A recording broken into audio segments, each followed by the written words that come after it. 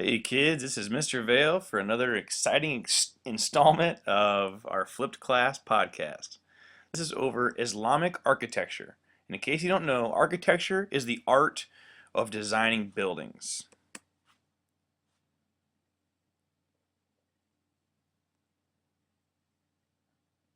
Okay. Um, Islamic architecture can be found all over the Islamic world. This map shows you that the Islamic world extends from way over here in Western Africa all the way through Northern Africa into Southwest Asia, Central Asia up here in the stands of Kazakhstan, even into China. There are large populations around the areas around India, and Indonesia is actually the largest Muslim population in the world. Okay, for this we are going to talk about five major topics, and the first one is the buildings, the different types of buildings, and the influences on Islamic architecture, the different characteristics that you'll see, some different architectural features, and then several cool examples of Islamic architecture. Let's start with the different types of buildings. In Islamic architecture, there are four main types of buildings. First, we have the mosque. The mosque is the place of worship for Muslims. You'll also find tombs. Tombs are just areas, buildings designed for burial of bodies. You'll also see beautiful palaces. A palace is a really, really fancy, sort of hotel-looking mansion, really, for a very wealthy king, which would be called a sultan. You'll also find forts. This is called the Red Fort. It's in India, and it would be a fortified area, usually enclosed by a wall with a kind of gate and some really impressive buildings on the inside. Okay, let's go back to our main menu. Now we're going to look at some of the different influences on Islamic architecture. There are three main influences that give us buildings like you see here, the Taj Mahal. The main influences are, of course, the religion, also the architecture that came before Islam, which would be the pre-Islamic architecture. And the other thing that influences these buildings would be the different regions where they come from and their local traditions that already existed. So let's get right into this and look at the Islamic religion.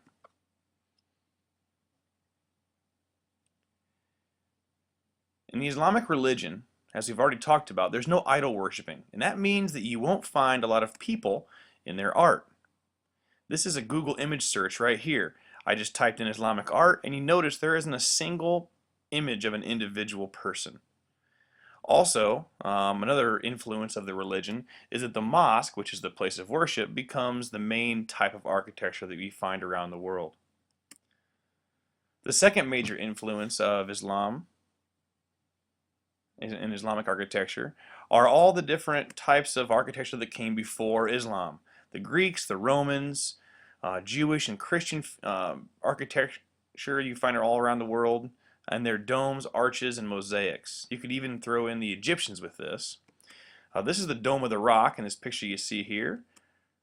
Here's a close-up picture of the dome. This was actually built in the time of Muhammad, and some people say it was built by Greek architects and borrowed a lot of the earlier Christian and Jewish features, such as these mosaics and the arches you see right there in those little window-looking things. Okay, the final major influence on Islamic architecture would be the different regions around the world and the cultures that were already there when Islam arrived. For instance, Spain, their architecture, the Islamic architecture there, is much different than what you'd find in India or Turkey. And so these different regions of the world influenced Islamic architecture in a lot of ways by using unique building materials. For instance, here in India, you've got white marble with unique colors, such as what you see right here. And they're also going to develop unique styles. This is a very unique type of dome that's not found all around the world, but just in one region.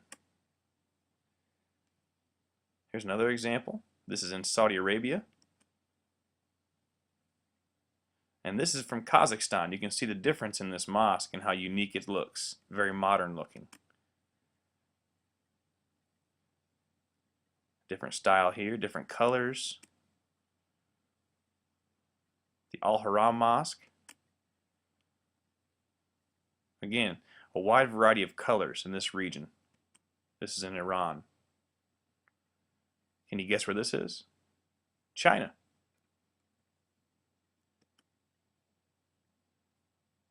And this is in Africa. This is packed mud, mud brick, and this is a mosque in the ancient city of Timbuktu. Okay, let's go back to our main menu and look at some of the major characteristics of Islamic architecture.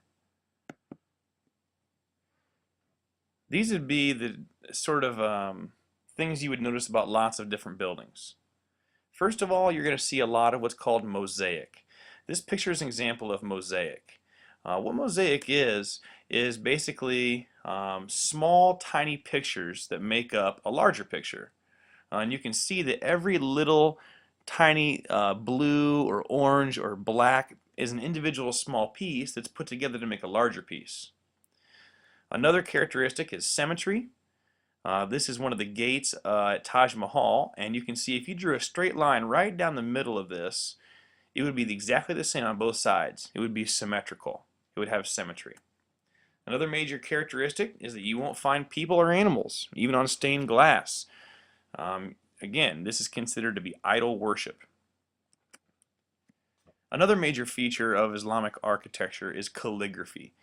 Calligraphy over here, this is essentially fancy writing. Cursive is a form of calligraphy. You can see this is in gold right here. This is Arabic writing, and this is calligraphy of Arabic written language. Another characteristic you'll find in lots of buildings are geometric shapes. This is just another fancy word for different shapes, such as this kind of star interwoven pattern right here.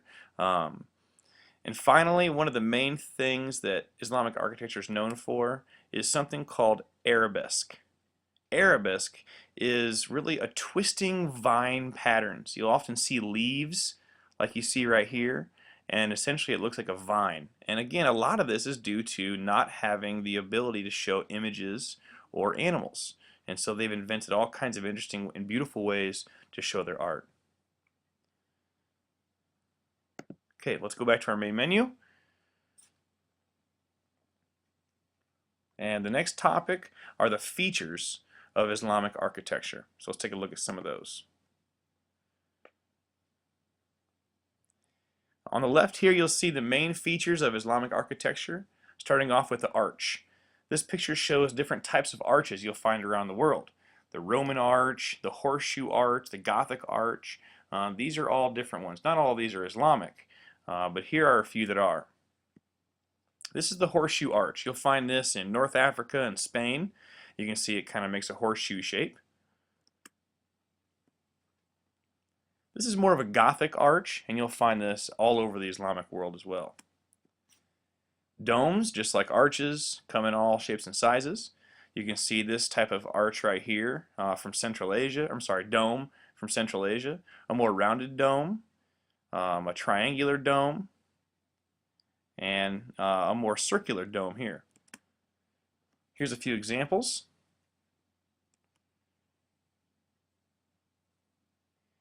The next feature is what's called the Iwan.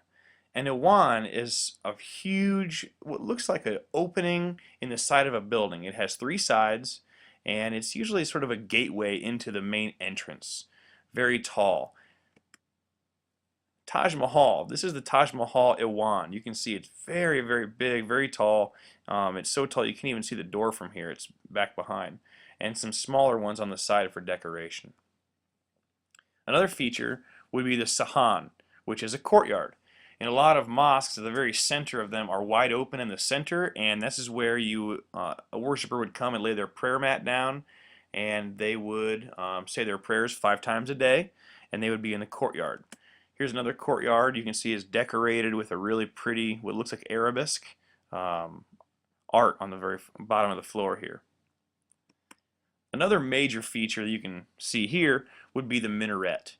A minaret is a tower of some kind. Sometimes there are 4 of them in the corners, sometimes just 1. And there are many styles of minaret that you can see right here from this picture. Here's a few examples. This is a really interesting minaret. You can walk all the way to the very top, and someone at the very top here would call the call to prayer 5 times a day to remind Muslims when to pray. Here's another very interesting example of a minaret. Okay.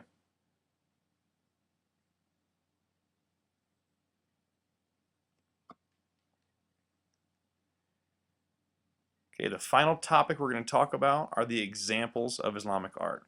These are just some very interesting looking buildings to show you the wide range of Islamic architecture. This is the first one. This is found in Afghanistan. This is a shrine of Hazrat Ali. This is a mosque found in Tunisia. All of these are mosques. This next one is in the country of Turkey. You can see they're very skinny, pointed minarets and their interesting domes. The Shah Mosque of Iran has beautiful colors, especially this large dome back here, and you can see the Iwan. Kazakhstan, you can see the horseshoe arches and the domes and their interesting minarets. Again, a very modern building here. And finally, something very different in the island country of Indonesia. This is on the other side of the Indian Ocean, and very unique minarets. You can tell it's a totally different style than the rest of the ones we've looked at.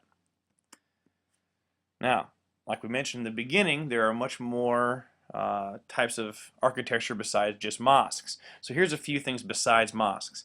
This is the Sio Sipo, which is a bridge. There are actually 33 different arches all the way across this bridge. This is to be found in Iran.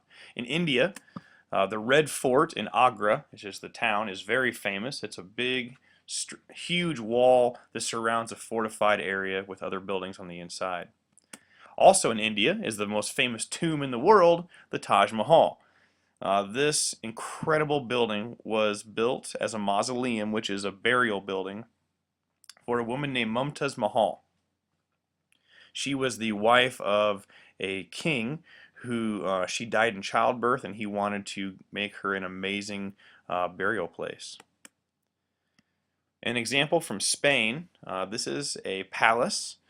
This would be where a king or a sultan would live. You can see the Gothic arch and also the horseshoe arch here, and some different ones up in here. And these are almost like minarets, but this is a palace. The Rajasthan in Central Asia is a little unique. These are 3 different what are called madrasas. A madrasa is an Islamic school, and the courtyard in between here. This goes way back into the Silk Road age. Finally, in Somalia, you see an example of a tower. A tower could be used as a minaret or as a defensive structure in case of attack. And these are all examples of Islamic architecture. This is the end of the Islamic architecture. I hope you enjoyed it.